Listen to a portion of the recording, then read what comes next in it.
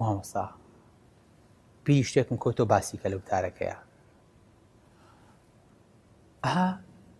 خوای گەورە کە یەکەم جار پێغەمبەری پاکە سەڵڵاهو عەلەیهی وسەلەم بۆی کە نوێژی لەسەر فەرزکە 50 نوێژی لەسەردانا بۆ ئەوەی کە ئینسان فێرنی بەرنامەی نوێژکە هەموو ژیان بێ بە نوێژ.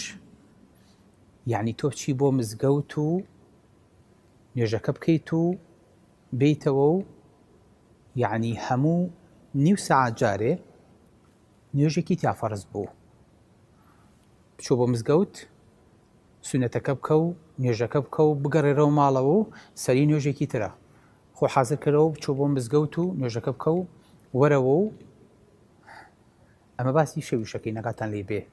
یعنی شەویشی سراحەتی تیان نامێنێ، هەموو ژیانە بێ بە نوێژ بۆ ئەوەی کە خوای گەورە فێرمان کە ژیان هەمووی نوێژە. بەجینا 50 نوێژ معقولە لە 24 ساعەتە.